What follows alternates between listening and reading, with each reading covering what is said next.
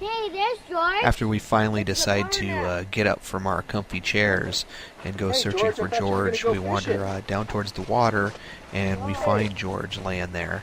And the makeup crew did a really phenomenal job here. I think we have Heinz 57 as the blood, and we also have a smirking dead man, as you'll see in just a second or so here. And he's got quite a animated grin on his face. This is a scene where back over at Grampire's den, where Tyler runs off to and immediately gets jumped. We come through here, everybody goes running, and the funny thing is we all go running over. We look all freaked out, don't we? And we all go sit back down in our original spots. Everybody jumps into their same chair they originally had and sits down and pretends like they're very concerned about what's going on at this point. Asking each other what's going on. Sean asks where Tyler went. This edited together very nicely too, as you noticed from the previous. Came out really good.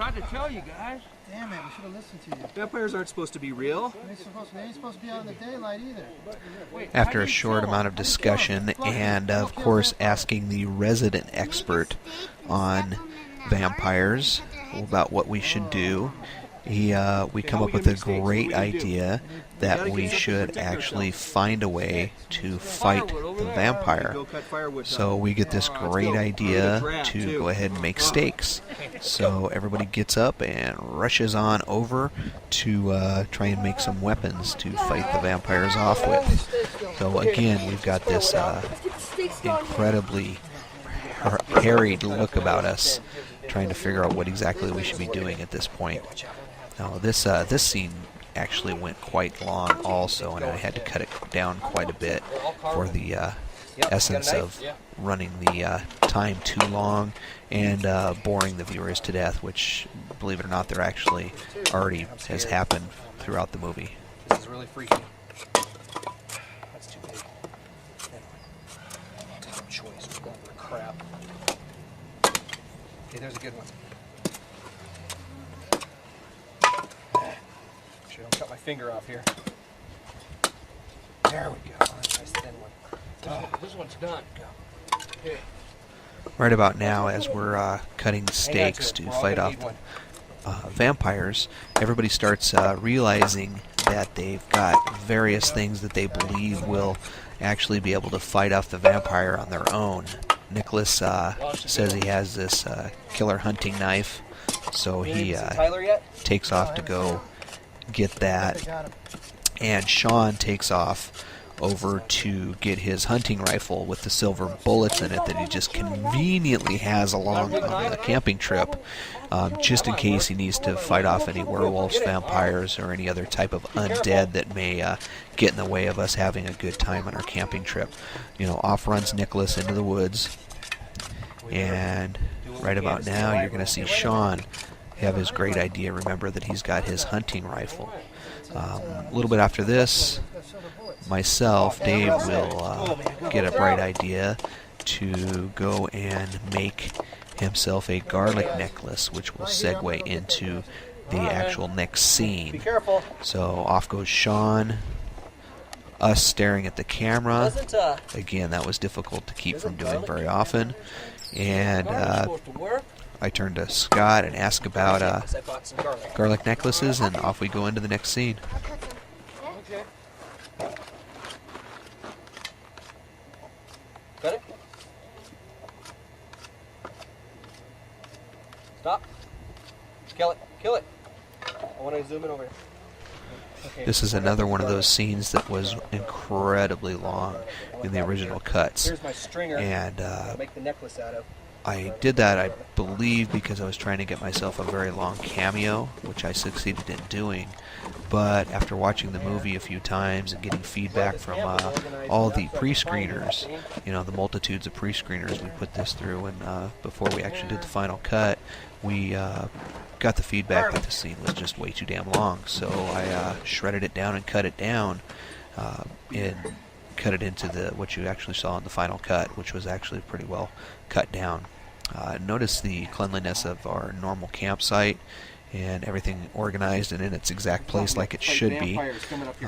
We always have had a penchant for making sure that the campsite is in very, very clean order and everything's nicely organized. That's one of the nice things that we always make sure is happening in camp. Notice the quality shirts that were created for this actual movie. Everybody's close to wearing matching garb. And of course, the makeup department did a phenomenal job making sure everybody had a nice thick growth of facial hair. And luckily nobody was around to get any of the stench from anybody that was out camping for about 8 days before we filmed this, because everybody was at this point pretty ripe. So the makeup department again did a really good job on the facial hair and making sure that the appropriate body odors were in presence for this scene and throughout the movie. No wonder they don't like them. This stuff is potent.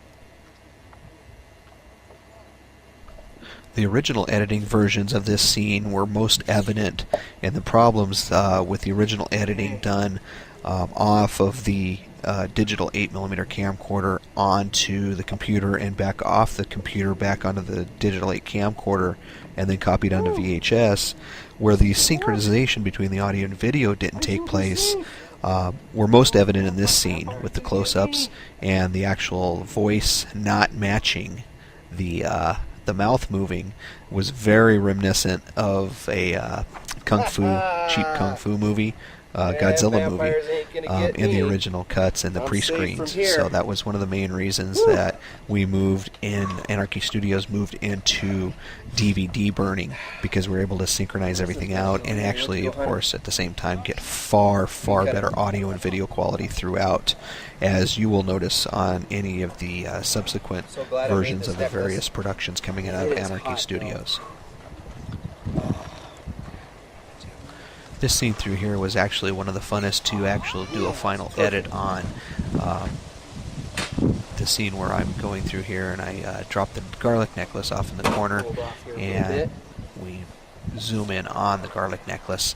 I struggled with coming up with the right fitting music to fit in right through here as the zoom in on the garlic necklace happens, and I was able to finally come across it and match it in with the theme from Psycho. It worked out really nice, very fitting, very fun way for me to expire in this film, and a great edit came through towards the end. Even though we had some problems with the camcorder on focusing right here in this scene coming up just in a few seconds here, and also in the scene where I get taken out by Grampire coming up in a bit.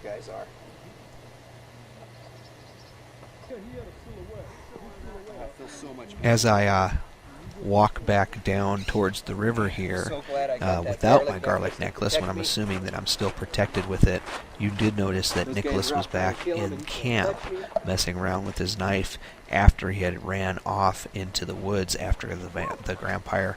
So that was kind of a little glitch that hardly anybody noticed, but the director did. So